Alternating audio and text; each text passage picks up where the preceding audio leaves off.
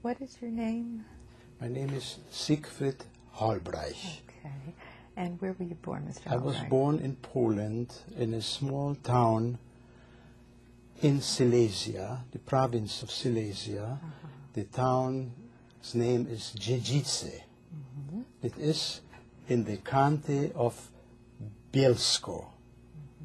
Bielsko-Biała, it was a city of about maybe 25 to 30,000 population, and it was divided through the river Biała.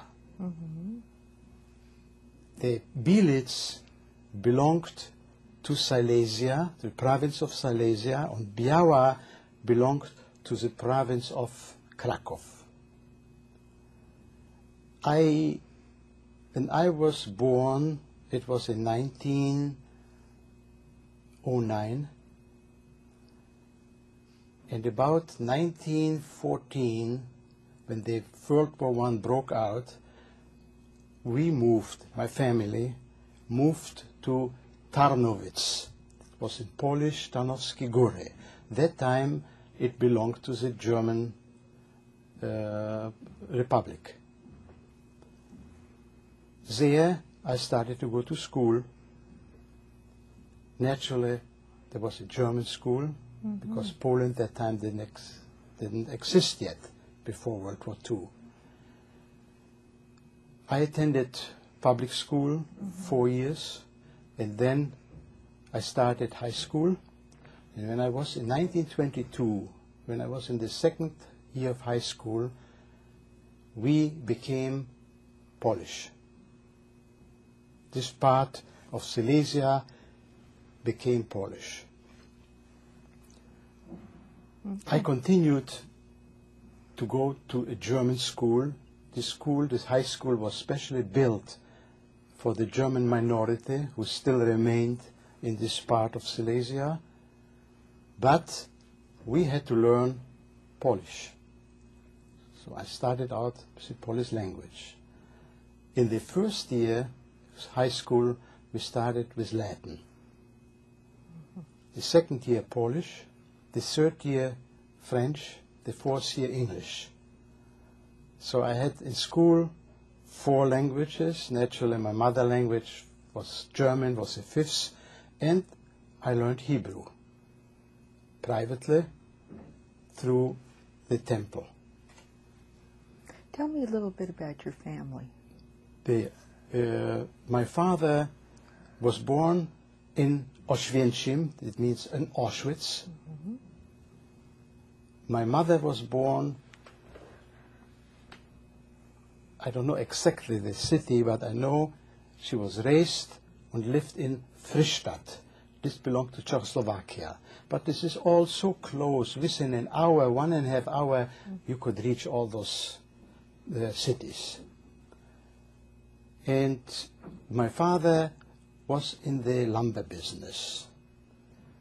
In Tarnowitz, when we moved in 1914-15, he was employed in a large lumber business, and afterwards, years later, he became self-employed. He had his own business.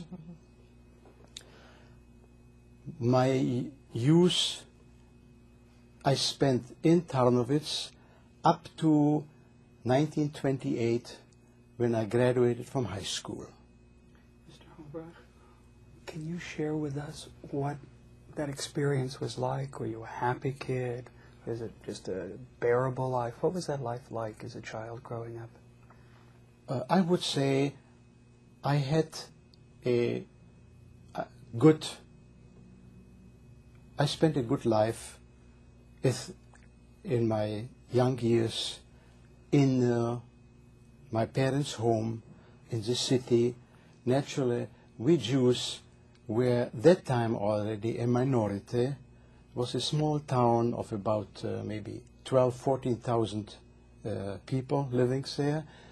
We were a small Jewish community with a rabbi, but we didn't feel any anti-Semitism at all. Not at all. You have to make a distinction between Poland, which belonged before the First World War to Russia and partly to Austria, but our part belonged to Germany. I remember all those years I went to school, I had one friend, a Jewish friend, and we spent all the time up to graduation of high school together. All other students were non-Jewish, Protestants and Catholics. And during this time, there was never any occasion where I felt I am discriminated. Did you feel different? We felt different. We were Jews. Because the upbringing at home, my father was not an Orthodox Jew, but a pious Jew. We had kosher in our home.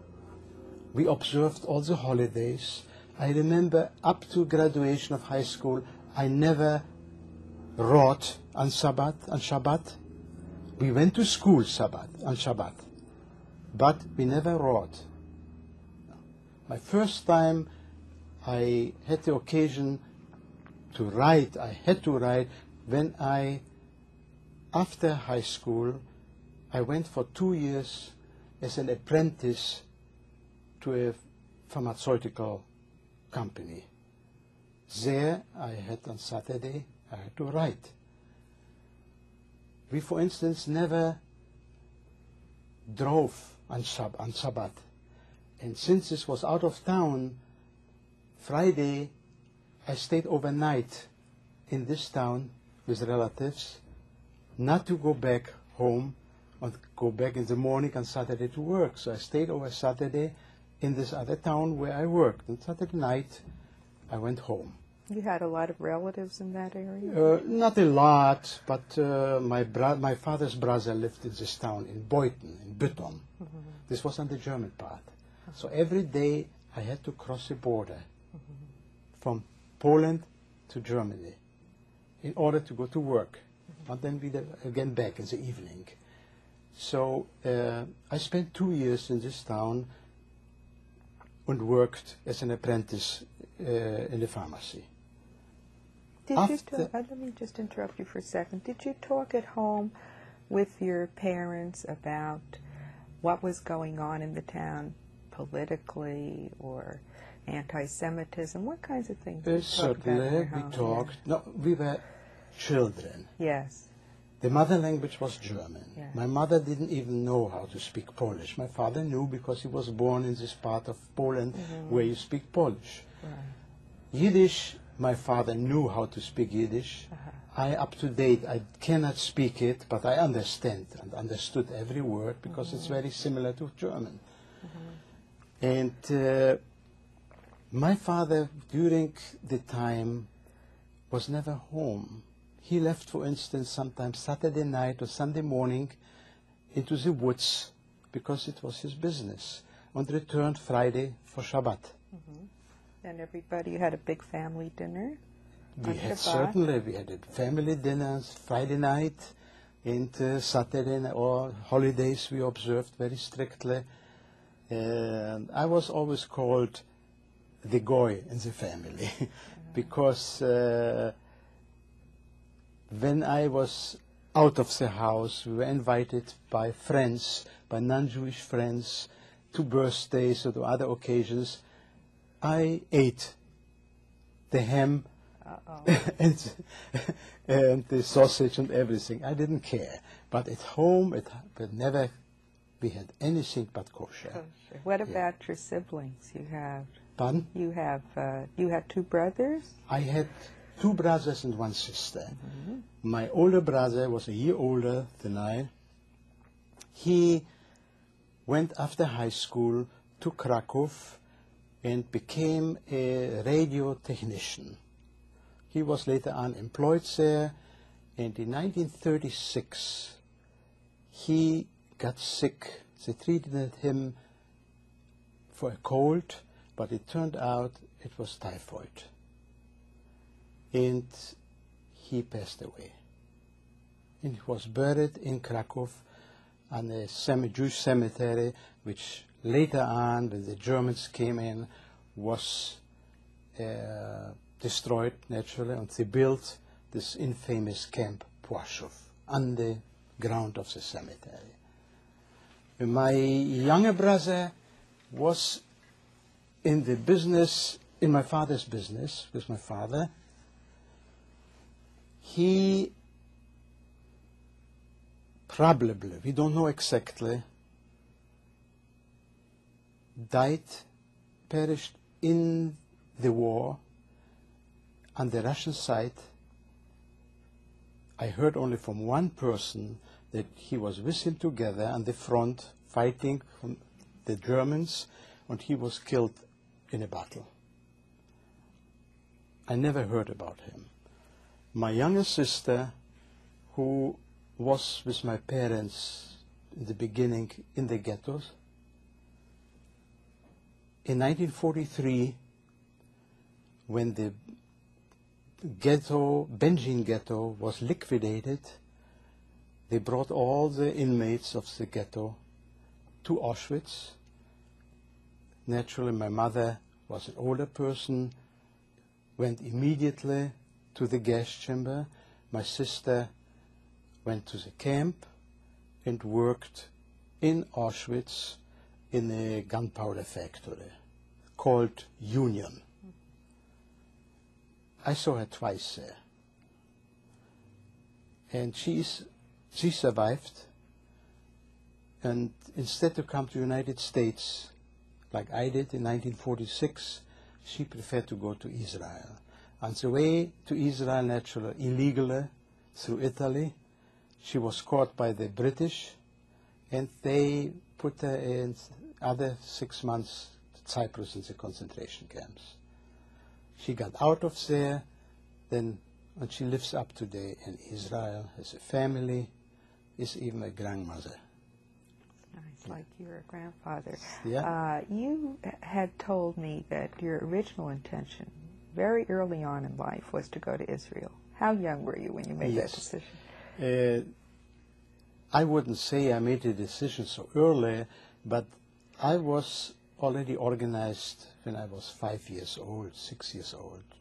The youth group, we were maybe 20, 30 young people in the community, Jewish people, and we had some older friends who still went to high school, but they were our leaders, and we formed an organization called the Blau-Weiß.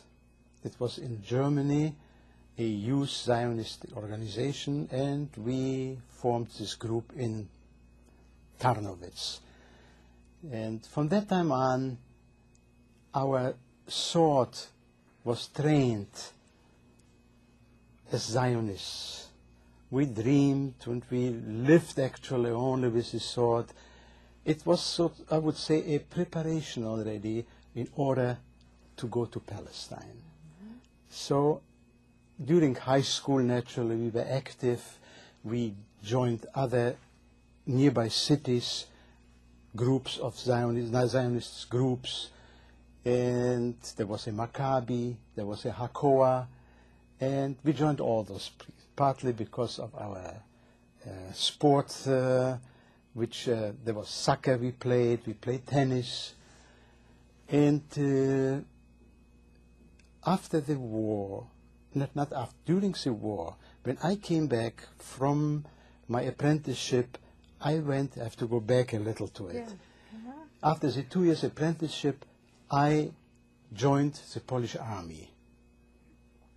I had to go anyhow. Instead to postpone it and go first to university in order to become a pharmacist, I joined first the army. And since I was a graduate of high school, automatically I was taken to the officer school, reserve officer school. The Poles didn't like to make officers of Jews.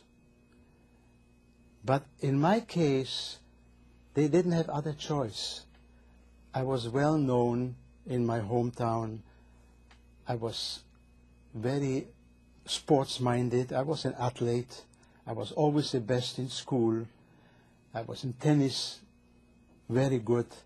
In fact, I played for the Polish country in the Davis Cup in 1934-35.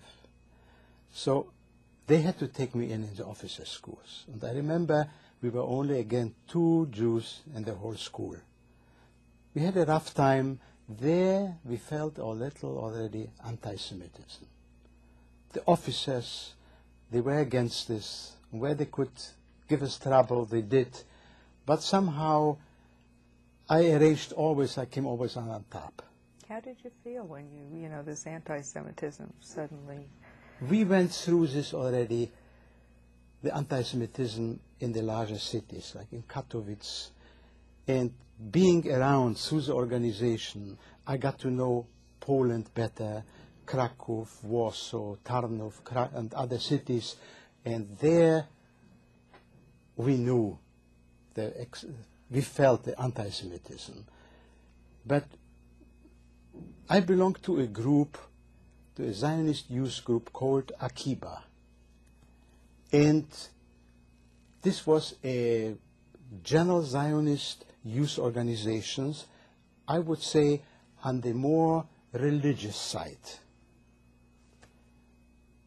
And very soon I became a leader of the organization and had the contact with the executive board. I became later a member of the executive board. And in 1938, I got the function to work with Chalutzim, with people whom we prepared in Hachsharot. These are places where we prepared the young Jewish Zionists to go to Israel, into kibbutzim. Naturally, the English mandate didn't give us enough, how you call this, the papers, like here, affidavit, we called it certificates. So we tried, naturally, the illegal way. And I was in charge of the illegal emigration.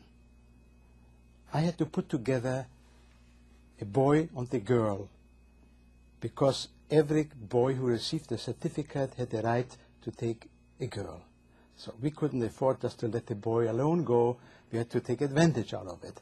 But the boy maybe didn't have a girlfriend, so we had to furnish the girlfriend from somewhere else. So it happens, for instance, the boy from Krakow, I married to a girl from Vilna.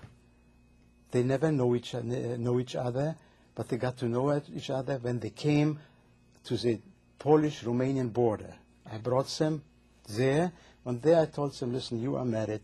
And I handed them the papers, which were prepared by a rabbi, and we know it naturally that were already fixtures. They could come to Israel and say goodbye. Something happens, they fell in love on the boat or where they went, and they stayed together. Sometimes they had trouble. The girl didn't want to let go of the boy, and so there were different problems. But we got it over. And I did it for the whole, about 1.5 years.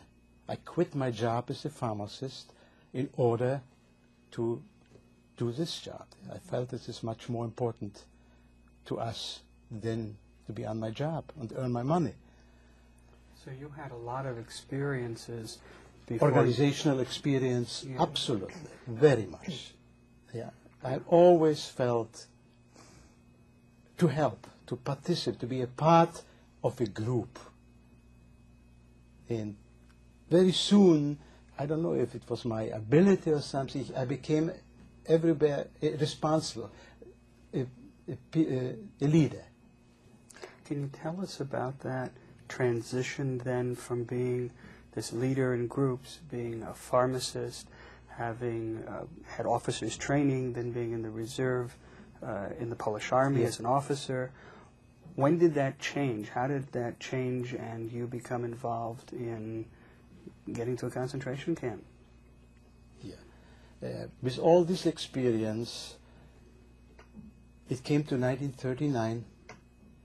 I was still employed as a pharmacist, and a pharmacist in Europe, and I think it's still up to date, is not considered a businessman like here in the United States. It is a profession, like a doctor or a judge or a lawyer. It's a profession.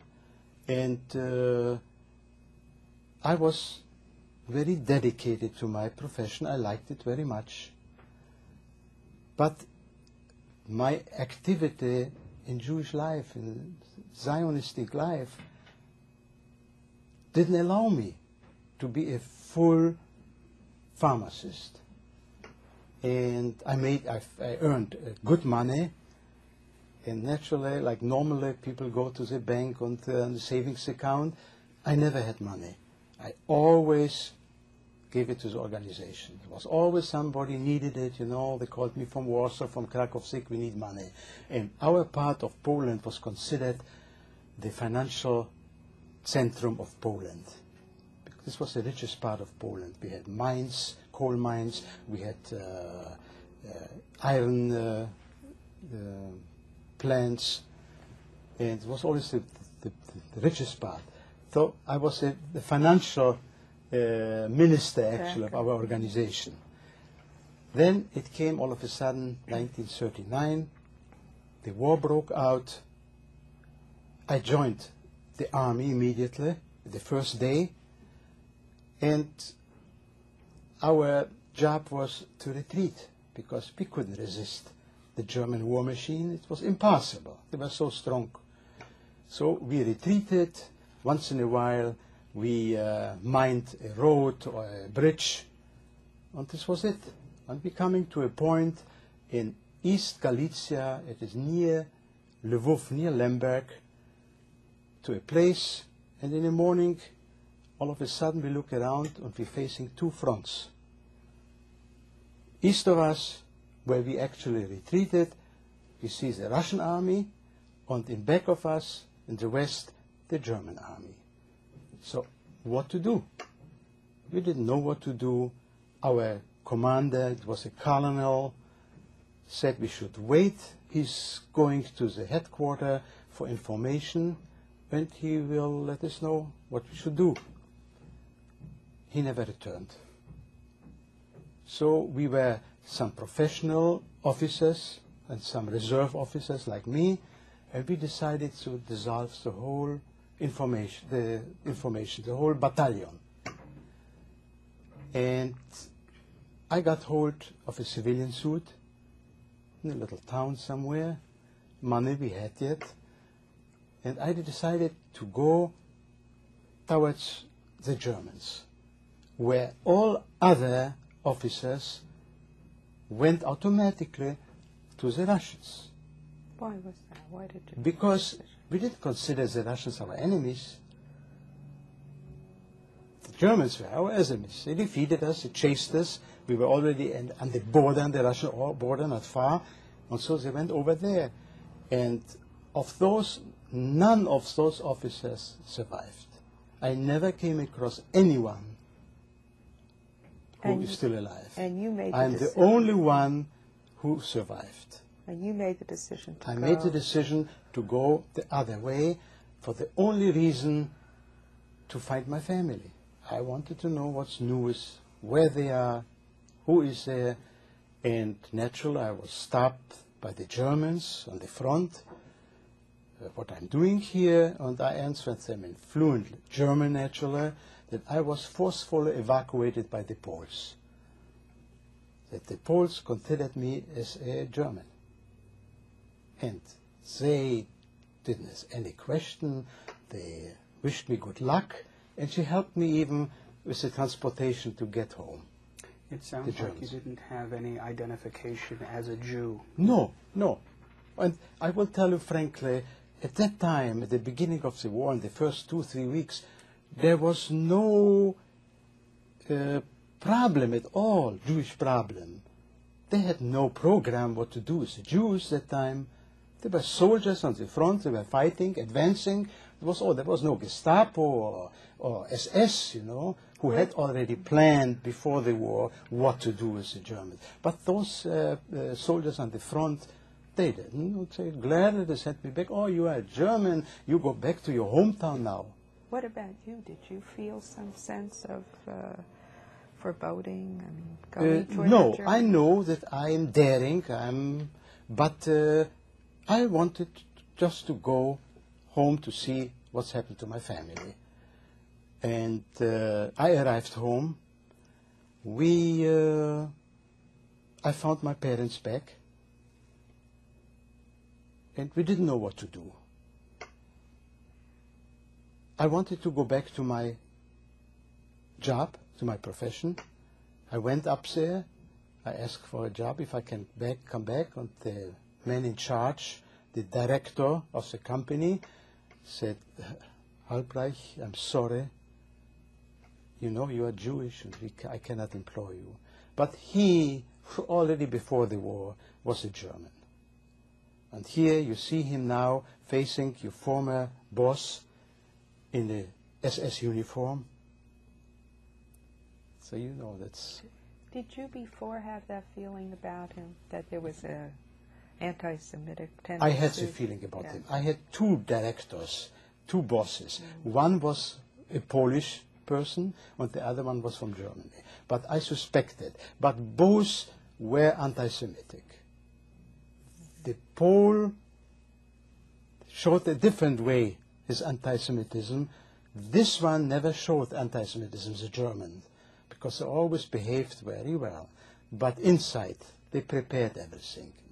A different kind of anti-Semitism. That's the reason I make always a distinction when I talk about anti-Semitism between a German anti-Semitism and the East European anti-Semitism. So two different things. What did you do next after he turned it down for the job? After he turned me down, I again dared. For Jews, immediately was prohibited to travel, by railroad or by car. I took the train to Berlin. And strange, I was never in Berlin before, went naturally to the Jewish community. If I can talk to somebody in what matters, I said, I'm from Poland. I just come from Poland, and I like to talk to somebody in the Zionist organization. There's nobody there, but today it just happened is a delegate from Switzerland, from Geneva. And maybe you can talk to him. I said, gladly. So let me in. Was an elderly man by the name Dr. Sheps. He took me in, he asked me what I'm doing and how come I came from where I'm here. I explained to him everything. I gave him my background in the Zionist movement and what do you want to do? I said, I want to get out. I want to go to Palestine. He said, I can get you papers, but I would like you to go back to Poland and you will be my contact man. You inform me to Switzerland what the Germans have in mind to do with the Polish Jews. I was a good soldier. I returned to Poland, to the occupied Poland, and about 2 weeks later, the Germans called us and registered us. And they told us on a certain day we have to be at the station, and we will be sent to labor, to labor camp, to work for the Germans. 2 days before the transport's supposed to go, I decided I'm not waiting for it. I took a friend of mine, and again I traveled all Germany, through Austria, and by night we crossed the border to Yugoslavia, by foot, in the mountains. We arrived in Yugoslavia We gave up to the authorities on the border. They took testimony from us, protocol, and since we were Poles and Polish officers, we never told them we are Jewish. They said there is in Zagreb, that time Zagreb was called Agram. There is a Polish council, you get your papers and you're on your own, what you want to do. That we want to join the Polish Legion in France, we told them. We wanted to go to Palestine. So he said, it's fine. He gave us a sergeant, a soldier of the Yugoslavian army, who was supposed to take us to the station in order to go to Agram, to Zagreb. He was a German spy, a Croat in the Yugoslavian army. And instead, to lead us to the station, he took it to the border and handed us over to the Gestapo, to the Germans.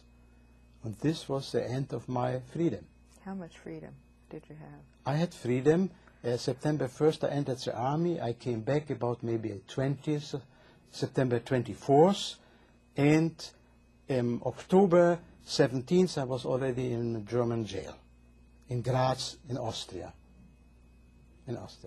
They found out naturally very shortly from my hometown, I am not only a Pole or a Polish officer, but a Jew and a Zionist leader, so they didn't ask any questions.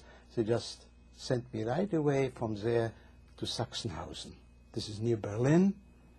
It was a concentration camp, naturally, very infamous concentration camp. And here I was, the first Pole, not only Jew, but the first Pole in the German concentration camp. End of October, I was already there. So inside of a week, you had gone from being a relatively free man to this infamous concentration camp. I was not, it took more, it took about 2 weeks. 3 weeks. What went on inside of you during that time? What kind of feelings did you have?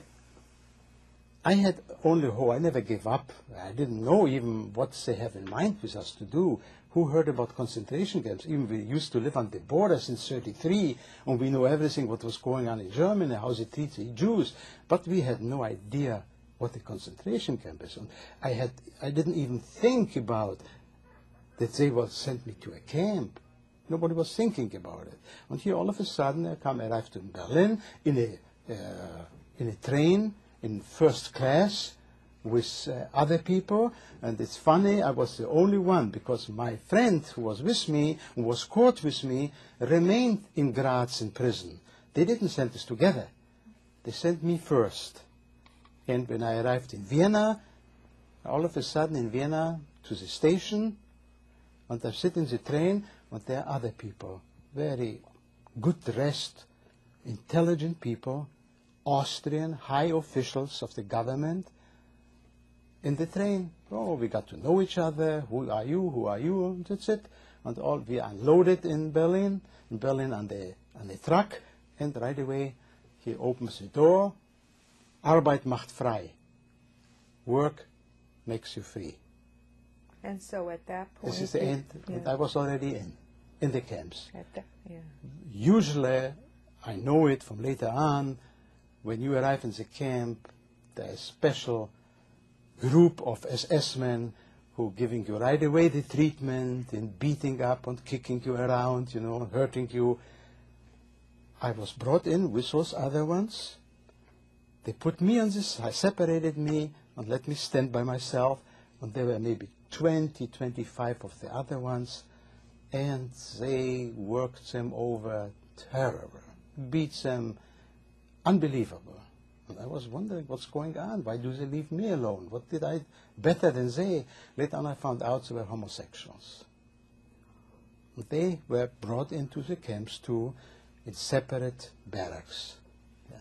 So I was saved. Then an SS-man came, took me to the office and asked me for identification, who I am, and your name, and I tell him, Sigfried Halbreich. He said, what? And I repeat, maybe 3-4 times. And he gets up, and right away he hits me in the face. He said, don't you know that your first name is Sigfried Israel Halbreich? I said, no, because I'm not a German Jew. I'm a Polish Jew. And in Poland we didn't have to add on the name Israel or a woman Sarah. So he didn't do anything. He kicked me, but it meant nothing to me. Afterwards, he took me to the barracks, and here I come full of Jews. From where are you? I'm from Poland. What? From Poland? Yes, I'm from Poland. Told him very shortly what's happened. They were there a month before. Those were Jews from Germany who, by outbreak of the war, were brought to the different camps. And they ended up in Sachsenhausen, this part. And there I met Freddy with his father and his brother. Since then I met him and I went through all the 5.5 years being together with Freddy. This is short only intermission. So, said, what's going on here? And they told me, you are in a concentration camp. And this happened. And we were about 1,200 Jews there. We were separated in 4 barracks. So what are you doing here? Nothing. They beat us up. They don't give us to eat enough. And this is it. No work? No work. And we didn't work. For the first few weeks, they took us out. It was winter time, October already. In front, after the roll call, we had to sit down in a crouching position with the hands behind our neck and sit there for hours and hours. And when somebody wanted to change the position, and they noticed it, right away SS-man came and kicked him around and beat him with a whip. This was it. And you had to know how to omit those things, not to fall right away in a trap, being seen that you do something against the order. What was going through your mind then when you were going? Believe me, we didn't think at all. We had no time to think. As soon as we came in, we stopped being human beings. They don't give you time. During the day, they're after you, any minute, any hour, where you are, how you are. They only try to make you forget who you are, where you are. You don't know from nothing. This is the method of the Germans. They degraded you, they humiliated you. It's hard to explain. I could sit here for hours and explain the way they used us, How were you humiliated? You were a very proud man. You stood up to this German SS officer and said, no, I'm not Sigfried Israel. Yeah. How did you It is a feel surprise. humiliated? At that time you don't think that time, But later on I come to think, a man, an SS-man, I don't know if he knows even how to write or read, comes to me and little guy and tells me, listen, you have to do this and this. It was entirely against my feeling, to do it. What can I do? I could take him and tear him to pieces. I could kill him with a bare hand. I wouldn't dare to do it. He was a power. What was your feelings then? There you were, powerless. You realize you have to behave, you have to fulfill orders. You are just a machine. Do you block out your feelings? You entirely block out. Yeah, block out. Yeah, this is the way they do it. You block out. It came after the winter. All of a sudden we'll go to work. Oh, we were happy. At least we will go to work. We're coming to this place. We're marching out there. We're coming to this place. They put us in a large circle. There were hundreds of people, and always surrounded by SS-men with guns and so far. And they tell us, turn your coat backwards, it means the button in the back, and hold it up. And we were running in this circle, And somebody, another prisoner or another SS-man, a foreman, took a shovel with snow and put it in our coat. And they made us run. And you couldn't just walk, you had to run, otherwise you were standing with a whip. And not only the SS-men, but the foremen too, the German criminals who were prisoners, but they were in charge of us, see. And it went on for hours. Then, all of a sudden, my friend says, Sig, how long can we take it? We have to do something. So we found a way out. We had to take this, we got this shovel of snow here, and then we had to go down a hill, and there drop it off and go in a circle and come back for the snow. So he said, you know what, when we go down there, we'll drop it, and when the other one's coming down, we don't go up, but we will, with them, pretend we have snow. We did it for half an hour, three-quarter of an hour, but the other prisoners, our friends, they saw it too, they did the same. Nobody came up anymore, so they found it out. This, you see, this was always to have your eyes open and to think. And he actually, I would say, I have to admit, when he wouldn't give me this advice in the beginning, I wouldn't survive, because I was very ready to do everything what he did, just not to fall in the ice, to be beaten up. And so I tried to do my best. But he said, you're crazy. And he saved actually my life all the time. I kept this in mind. Work with your eyes, with your ears, not physically. It was a very good point at the time. Now, you stayed at that camp for how long? In this camp I stayed 2 years. And here again, we went to work. And at the work, the same things. They didn't let us Jews work separate in other groups according to profession. There were carpenters, there were people, plumbers and so far. And when somebody had a profession, they took him out from the Jewish group and let him work there. I didn't have this kind of profession. I got into the carpenter job. There you're more protected. They don't have an eye on you. They don't watch you. Sometimes you get a piece of bread more or a little soup more. You were not exposed to all those treatments. They could come in the Jewish groups, comes dinner, we assembled, we're waiting for the dinner. They said, the Jews don't get food today, no soup today. So they gave it to somebody else, and we had to turn and go back into work. It was unbelievable, the methods they used on us, just to make us inhuman. There I had it a little easier. Then in 1941, in June, the Germans overran Russia without declaring war, the same thing like they did with the Poles. And short time after, there came transports of Russian prisoner of wars. They brought them in during the day continuously. And at night we heard only shooting.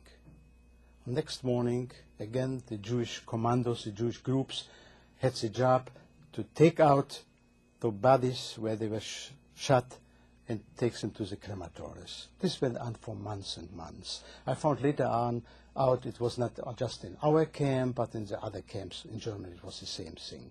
And they were young people, trained soldiers, and without any resistance. They just went to death like sheep, they could call it. And nobody writes about it.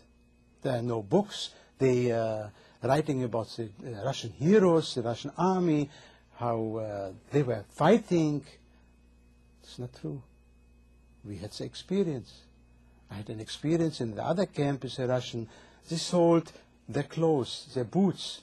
I bought from a Russian soldier a pair of boots for a piece of bread. They were hungry. But I had good shoes. What changed that then when you finally were sent to another camp? What happened? Yeah. Then during the 2 years I was there, and the life is, you get used to it. it is unbelievable to express the feeling of a person who suddenly is taken away of something, of freedom and of your own mind, and you being a tool, just a robot. But you, slowly, it's coming back. And we know, statistics say it, that the lifespan of a prisoner was about 3 to 6 months. And it proved that the most people who perished, who got killed, were the newcomers, the new ones who came to the camps, regardless from where. They just couldn't take it. They just gave up or were killed for some reason. And we stayed alive because we reawakened. The mind started to work. When there was a minute time to think, what are we doing here? What will happen to us? We see all around devastation, destruction, death. How long can you take it? And we were looking for methods of survival. How do you do it? First of all, you try to get away from the hard work and from the group of Jews, because we were always separated.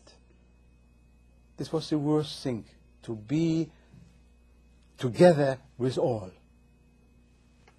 And the way I said before, I became a carpenter. It was already better. And then in 1942, in September, all of a sudden, they formed a group of about 400 Jews, selected group, and they transported us to Groß-Rosen. Groß-Rosen is in Lower Silesia, near Liegnitz. It is in the mountains. It's a forerunners of the mountains, the Sudeten.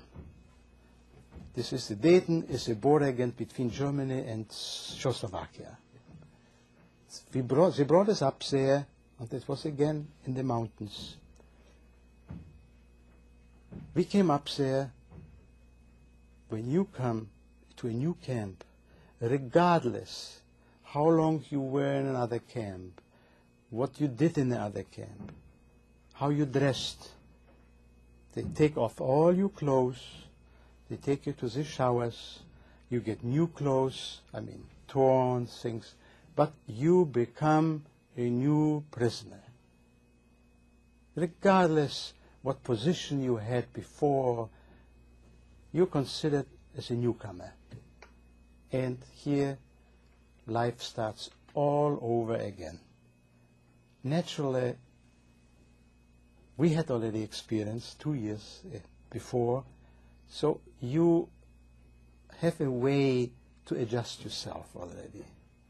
And this was a new camp, consisted only of 4 new barracks, and the work consisted again of they took us to work to stone quarries. There we had to carry the heavy rocks from down there up to the surface. When somebody broke down, just couldn't do it physically, they killed him right there. How many times they throw him from the top down, alive, down into the quarries. What was happening to you when that was happening? Pardon? What was happening to you when this was happening? In the beginning, I worked this same group, and I was physically, I would say, in fair condition. Not in good condition, but fair condition. And mentally?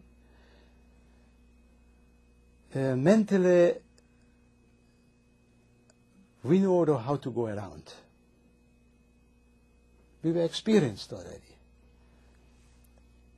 But most of the people physically, they just couldn't make it. And our death rate was very high. You couldn't get another job or to go into another group where you could be away from it. All of a sudden, my friend from home yet and me, we got a job to stay on top of the quarry, and they brought by cranes the loads, the car loads with the rocks, and we had the job to unload those trucks. It was a very physical, hard job, but at least we were not always observed on being hit, because they had to take care of the whole groups, and we had a special job.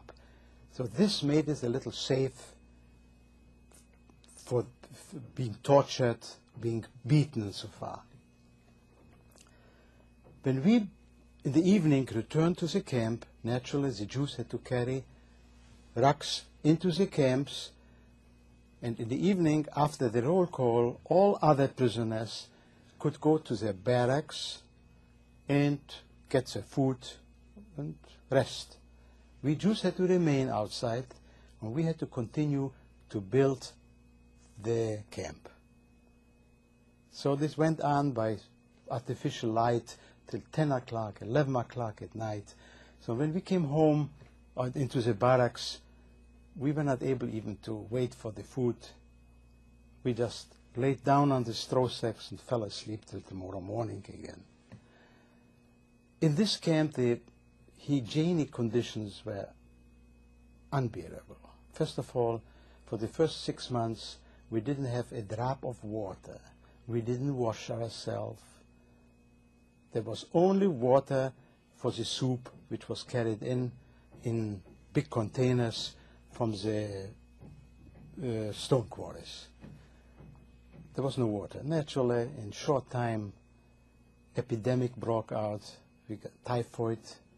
And I remember, like today, I had a job when we returned to the barrack. I was sitting on a chair.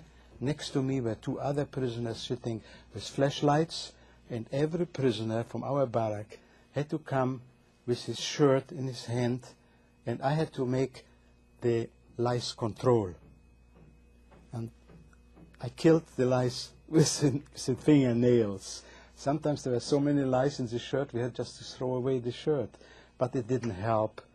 The epidemic broke out. We were isolated, the whole camp. We didn't march out anymore to work. But the Jews had to continue the work in the camp. And this went on for a year. It's very interesting to know that out of this 400 who arrived in October 41, at the end of the year in 42, when we were transported from this camp to Auschwitz, 17 of these 400 were alive. Did you ever think that you were going to die there? It was very close. And I would not say because of sickness, but there were so much intrigue, politics involved. One day I will tell you a little episode which saved actually my life in the last minute. I'm in the barrack, and the barrack was divided in 2 parts. The one barrack was under the direction of the camp oldest, and the other half was under the control of the assistant camp oldest. And he was a Pole, a water Polak, we called him. He was from the same province, country where I was. They were speaking Polish and German, a mixture, because the population was a mixture. And he was a criminal. And all of a sudden, he comes to our side of the barrack, to the barrack A, and tells the oldest he wants me to live in his part of the barrack. No, she didn't think much about it. She said, fine, okay. And I supposed to take my things I had, what I have, the shoes and my clothes, and that was it, and to go over. And I went over there, And another friend of mine tells me, Sig, you have to be very careful because he wants to finish you up today. I said, why? He heard about that you accused him of black marketing drugs. I said, me? What I do have to do with it? I have no idea about it. I said, you know what? Tell my friend from home yet. Tell him to go to the camp oldest and tell him about it. And the camp oldest came into the barrack and said to him, listen, this man is going back, and told the black oldest again, you are responsible for this man. Nothing will be done to him. And they saved my life. A few days later, this criminal was called to the hospital and he was finished up. This were the intrigues, the politics in camps. You had to fight. You had to know how to go around, you know.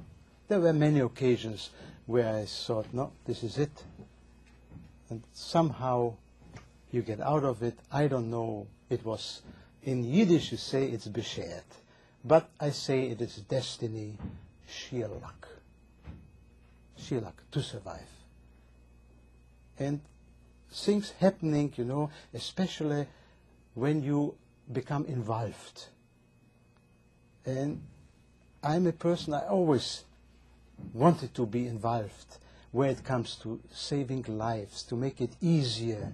I was always a fighter against anti-Semitism. I know even at home, when in the university, for instance, we came to classes, there was in the 3 years not one time that we Jews were sitting on a bench, on a chair. We had to stay in the back and take notes. How many times they didn't let us through, even when they were always fighting. We were in the minority, but we were always fighting. Till the police came, it was too late. We were already beaten up, you know, and hurt. But we never give up. And this is my way of conducting myself, even in a dangerous place, you know. I could have maybe acted different, cooperate, maybe collaborate with the Germans. My jobs during the time I could do it, but I never thought about it. I was always interested to help and to deceive the Germans. They thought, you know, me, with my German name, fluently speaking German, I can communicate with them, that I will do a wonderful job. Certainly, in their eyes, I did an excellent job. They never caught me, you know, in doing something wrong against them. But they didn't know that I belonged to the resistance group, that I have the informations from the English prisoner of wars who worked with us in the factory, in the IG farm industry, that I have a radio hidden in my room. Even my assistant, another doctor, who was with me from Czechoslovakia, a Jew, he never knew that I have a radio. But as soon as I found out something, I went to my group in the hospital, in the main camp, and I related to them, and we made plans what to do and so far. I could not sit and just wait till we were freed, you know, like other ones did. So the way that you survived was by Yeah. keeping a mental life going regardless of anything else. This is important. You have to be alert every minute, day or night. And naturally, I would say, thanks to the position, I was able to act better and more efficient than other people. How many people got caught? They tried to escape, or they tried to commit sabotage, or they caught them with a Polish laborer outside talking or giving something, exchanging bread or something, or letter. You had to be on the alert. And it was a steady fight. you cannot relax. You could never do it by yourself. There were people who tried to do it for themselves. They couldn't do it.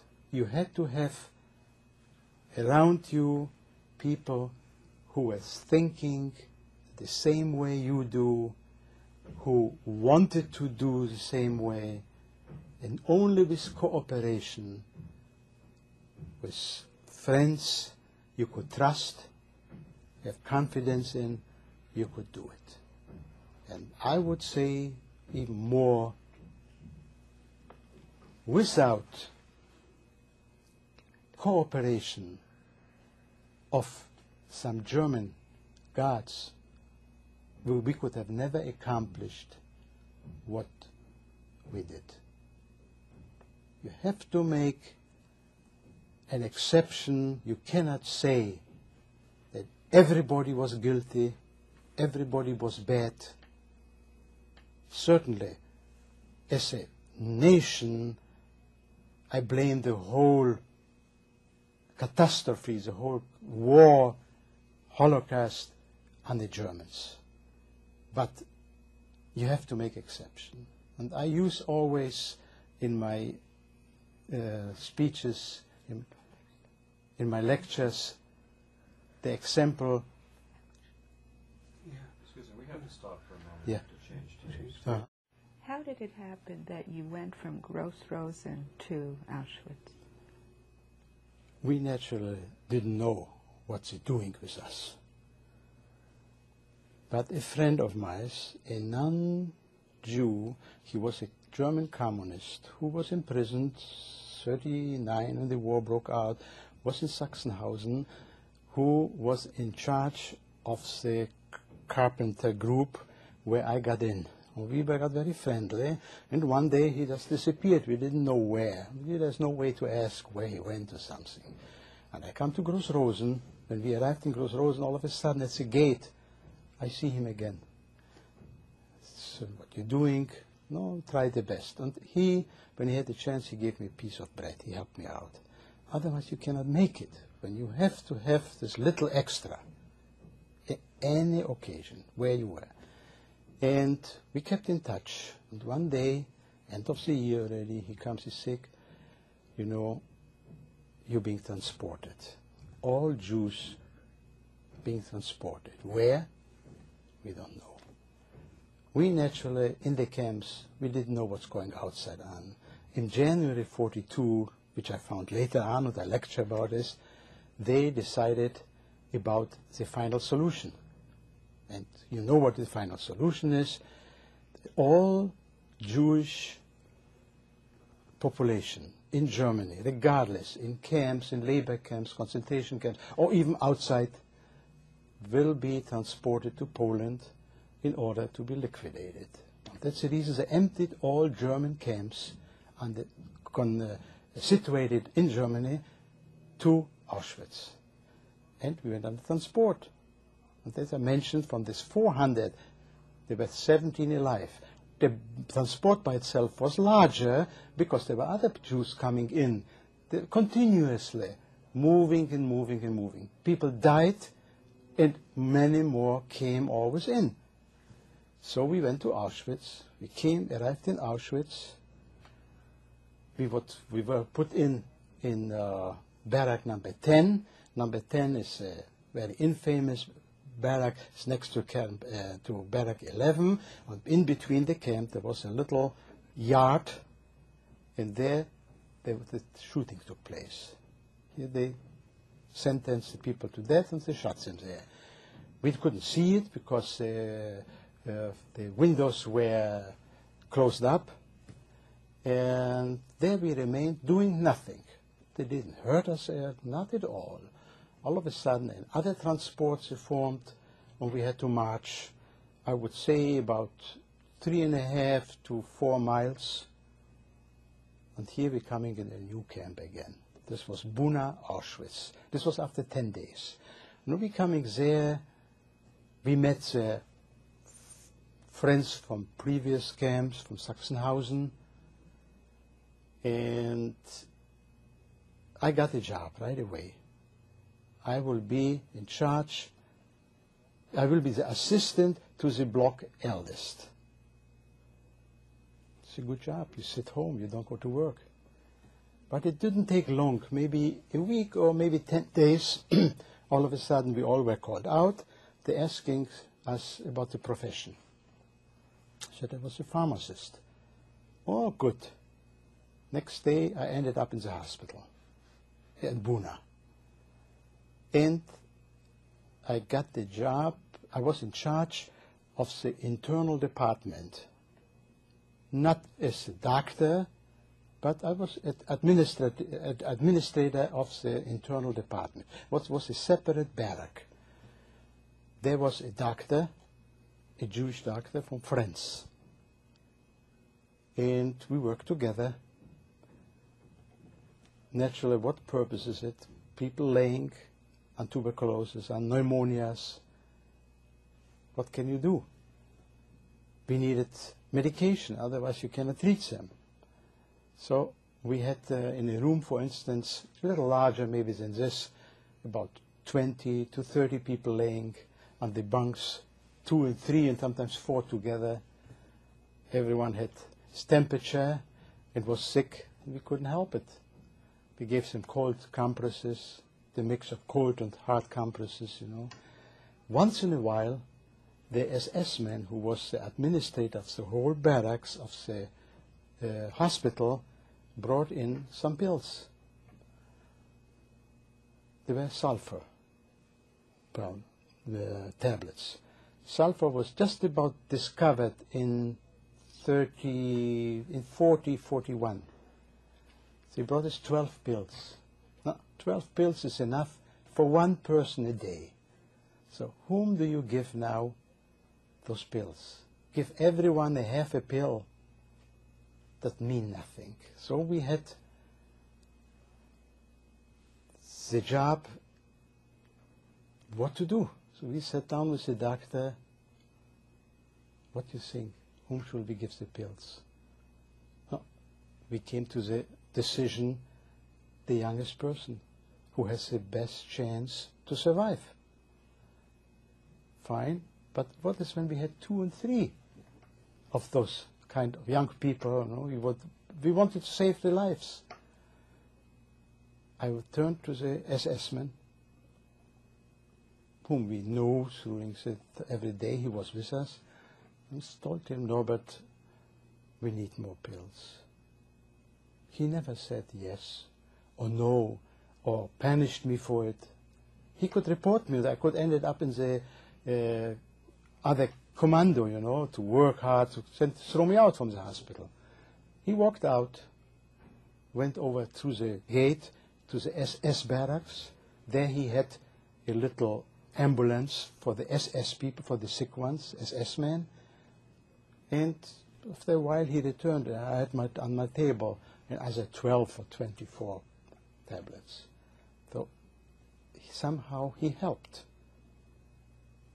This was our situation. We had to do our best. For instance, we later on organized a surgical department. All those instruments, the tools, they were all manufactured by prisoners, by mechanics, engineers in the factory. And this was all in secret done, smuggled into the camp. While they were working outside, they had the occasion to do it in the IG farm industry. They brought them in. We built, for instance, our own X-ray machine. This was unheard. We even started, this was the first experiment, I would say not just in the camps or in Germany, but in the world, with the, how you call this, shock treatments, electric shock treatment. This was by us in our hospital started out. They brought from the main camp from Auschwitz mentally disturbed girls for treatments every week, and they were performed, the treatments were performed in our camp. And this was all built by prisoners. So We were a big organization in the camp. When it came to selection, for instance, in the hospital, the doctor came from Auschwitz. Every sick person who was in the hospital undressed, had to stay in line in front of the hospital, and he very calmly, with white gloves, Dr. Mengele or other doctors, they went through and just left and right. No, it came maybe, I don't know how many he had to do to select. Say it were 120. The administrator, the other German who helped me sometimes, he just wrote down the numbers of the people who had to go to the gas. Now, we found in between, again, some young people, or maybe a friend I knew from home or from somewhere. We wanted to save them. Again, we turned to him and said, listen, Norbert, cross out this number. It's a friend of mine, or a son of my friend. He did it. He naturally couldn't save 120, but 2 and 3 we were always able to save. This was our resistance. Physically, we could not resist. This was impossible. We were prisoners. We were controlled, always under guards, day and night, by heavily guarded soldiers.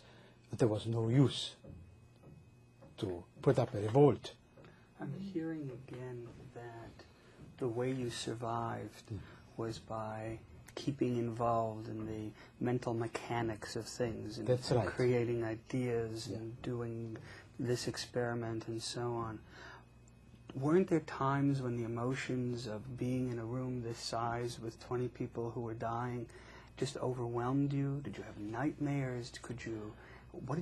Where did the feelings go? No, there is a different feeling, you know.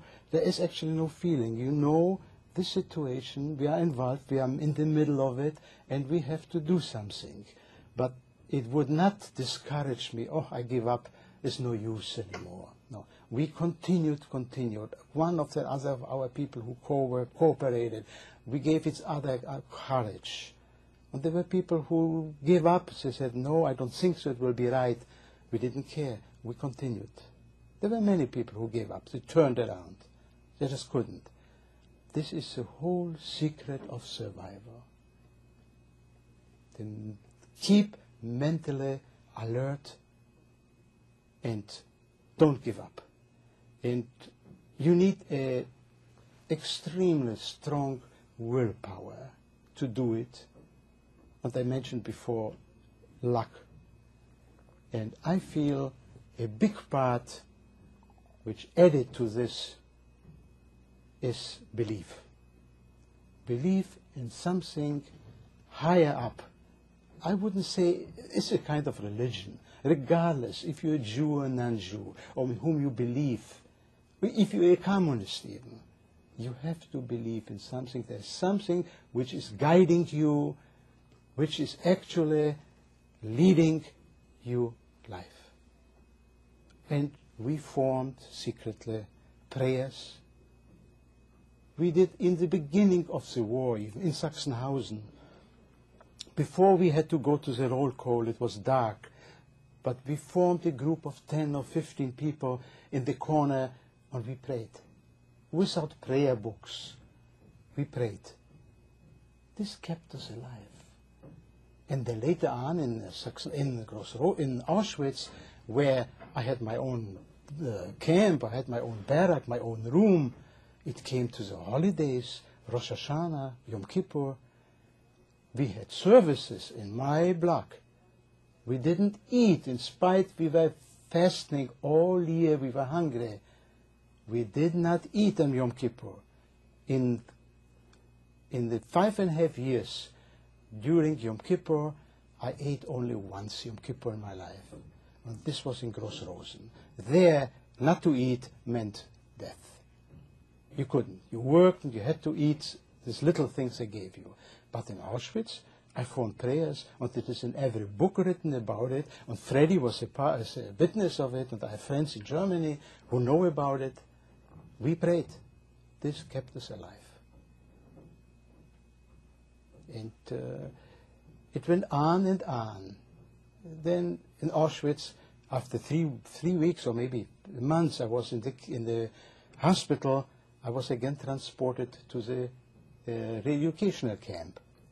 How did I get there? Up to today, I don't understand how comes they choose me. So far I know, I didn't even know, being in the camp, that there is something like a re-educational camp. We didn't know it. All of a sudden, the man in charge, the doctor, the Polish doctor in the hospital, told me, Sig, we need in the Erziehungslager, in the re-educational camp, an assistant to the camp oldest. And what we think, you as a pharmacist, you have a little knowledge about medicine, we will establish there an ambulance, a branch of the hospital, in order to treat the people from this camp there and the place. You don't have to come here to our hospital. I said, fine. I was a week there, and after a week, the man escaped. My predecessor escaped. He was a half-Jew, a German, a half-Jew. He was there. We were living in the same room. My bed was upstairs. His was down there. We never exchanged any words privately, only business concerning the camp and so far. One day he comes, tells me, Sig, I'm escaping. How are you going to do it? He told me about his plan. I had a watch because we, in the hospital, we were allowed to carry watches because we needed it for measuring temperature and so far. I had a watch. I gave him the watch. I said, you might need it, you can sell it if you get through. And one day he escaped. I didn't want to go. He wanted me to go with him. And this would have saved his life.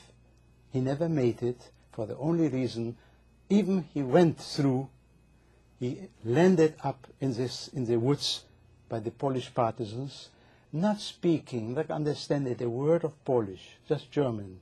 This was already against them. They thought he's a spy, and they killed him. We never heard about him up to date. We tried everything. Up till now, I'm looking for him. Everybody by the name Khan, I'm asking, do you know Rudi Khan? Nobody heard about him. So, naturally, in the morning, roll call, I see he's not here, so I knew he's gone. I have to give up the roll call. The SS man comes. I said, one man is missing. Who is this? I said, the block oldest, the camp oldest. He said, we know one man is missing because the wire was cut and he got out. How he got out, these are details, I don't want to go into it. Very interesting to know too, but I don't want to go into it. And they called me to the Gestapo, the political department. Halbreich, you are there, you live with him, and you didn't notice anything? I said, no. He said, how come? I said, you have to take into consideration, I'm only weeks there. I didn't know this man. We never exchanged a word privately. And I was in the other camp, in the main camp. On Sunday, everybody could go, we could go to the other camp, to the main camp, from the small camp. And when I came back, I didn't notice him. Nobody was sleeping there. I went up to bed, and I don't know if he come back or not. I thought he's in the camp, in the main camp. He said, you know what? You take over this camp from now on. And I was taking it over, and I was in charge of this camp for 2 years. And I explained to you before what it means, re-educational camp. This was a camp in the main camp, but separated by fence, consisting of 6 barracks, and the inmates, the prisoners who were brought in from outside. They were not condemned for life like we to be in the camps, but they came in only on certain time, depend on the crimes they committed, on the severity of the crime. For instance, one went on furlough and didn't return in time. He came for 4 weeks. Somebody ran away from the work. or didn't show up to work, they were penalized with heavier, maybe with 2 months, 3 months. The heaviest penalty was 6 months. This was more for sabotage. They came in, and non-Jews. There were not one Jews, because the Jews were all anyhow in the camps. There were people from all nationalities, from all countries in Germany, who worked for the Germans and committed some crime. They were brought to us. During the 2 years, certain boys came back 3 times, 4 times. I had one Frenchman coming back 7 times in these 2 years. I said, my God, what are you doing here again? He said, you know, doctor, they called me doctor, we have it here with you better than outside. So I must have done something to ease it life for prisoners, you see. I was very pleased naturally too, but the Germans never even felt that I do something against them. And all of a sudden, it was in December 1944, I was called to the political department again. They said, Halbreich, what's going on in your camp? I said, why? I get a complaint from the Gestapo, from the main office in Berlin, that there are people coming and going. What are you doing? I said, you know better, you're inspecting it, you're in charge of it, you see what I'm doing, I'm 2.5 years here, and I do my job. Do I do anything wrong? He said, no, I don't see it, but I have no other choice. I have to release you from this camp, and you go back to the hospital. See, he could penalize me, he could send me to the main camp in Auschwitz or to Birkenau, and put me in a special commando, and I wouldn't survive maybe a week, maybe 2 weeks.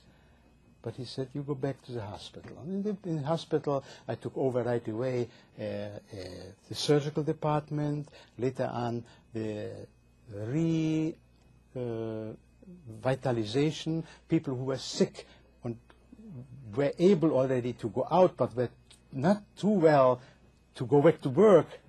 They came into a convalescence department, and I was in charge of it, you see. And even from this department, they made selections. They took out people, you know, whom they thought they are too sick to the gas chamber. Was it during this time that your sister was close by? Yeah, in 1943, when I was in the camps in Auschwitz, I found out through a Polish laborer who was working near the camp. Through the fence, I got friendly to him, speaking in Polish. From where are you? He said, I'm from Belgium. And you go home every week? Yes. For Saturday, Sunday, I go home. I said, in Belgium, there's supposed to be a ghetto. He said, yeah, there's in Belgium a ghetto. They are naturally closed in, and the Poles have no access to it. They cannot go there. But sometimes we smuggle in some letters, and so I said, you know, my sister and my mother are in this camp. Could you make contact? And I pay you naturally for it. He said, yes. And the next Sunday he came back, Monday he came back, and handed me a letter from my mother, from my sister. I continued with his contact so long he was there, and I helped him out with food, with clothes, and with money. My parents, my sister and my mother, till they were there.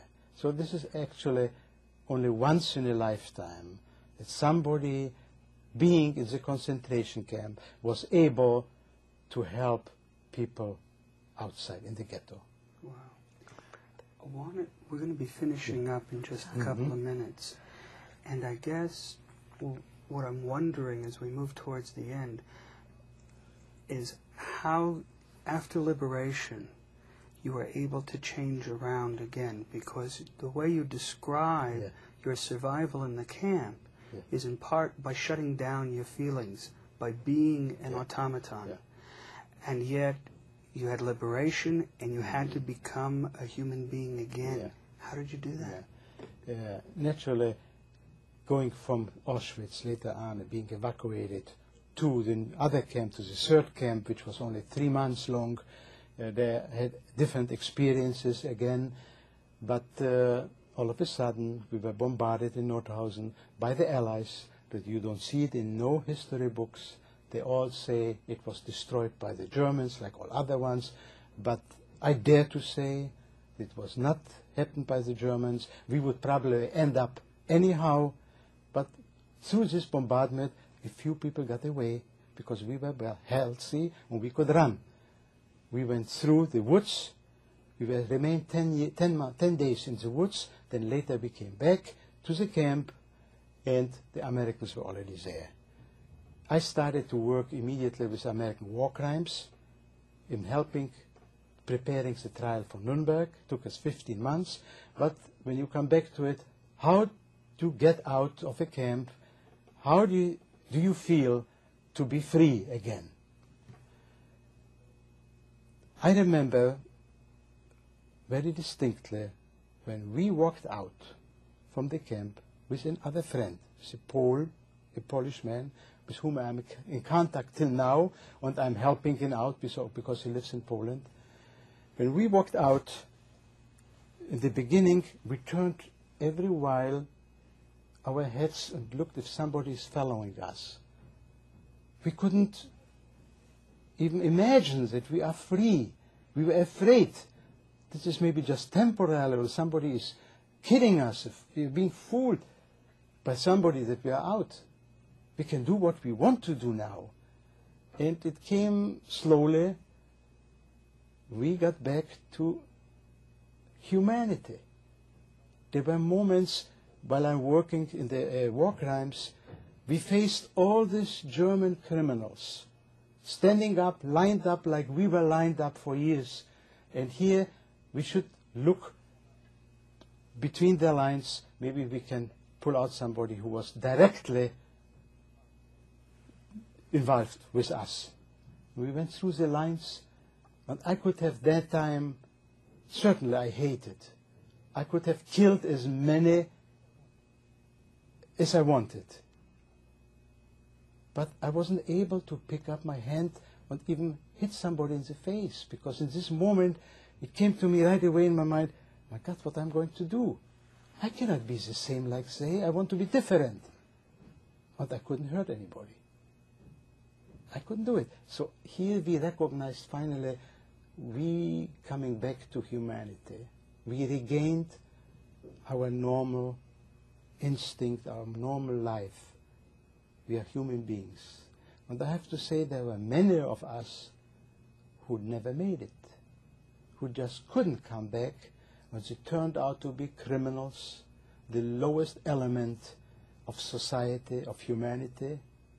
And if they are living in Israel or in Germany or here, they never change. I feel sorry for them, but you cannot do anything. It's a problem for humanity. So, to round it up, I would say the Holocaust was naturally, I would say, almost a complete destruction of the Jewry. Some were able to survive, and many of survivors who are actually not an asset to humanity. And for you? I was asked many times, many questions, good questions, hard to answer, but in last couple months, one student came up with a question, asked me, are you a happy man? I was a little surprised, because nobody asked me before this. And it took a few seconds to think about it. And I had to I came out with the answer, yes, I consider myself as a happy person. I have a family, and I love being alive. I appreciated being alive, and I feel doing more and more to make people aware what can happen when a society or a group of people like the Germans all of a sudden can go wrong, turn upside down, and become animals and do things, being asked, doing things by a person who has the power to do. And I give them always as examples what's going on now in the present time. I feel that the present situation, world situation, is worse than in 1939. In 1939, we had one problem, the Jewish problem in Europe, where now the whole world is involved in genocide, in killings, in wars, and starting with Central America, down to South America, to Africa, to Israel and Lebanon, to Afghanistan, and even the countries like Poland, Czechoslovakia, all those countries who are living under the Russian rules. I feel it's much worse now than it was at that time. And we have to be aware of it. We have to warn each other it should not repeat. But for you, In not just a problem towards Jews, but of all humanity, regardless what race or color or religion. It can happen anywhere, anytime, and to anyone. I This is think it. that's a good place to stay. Thank you so much. Good.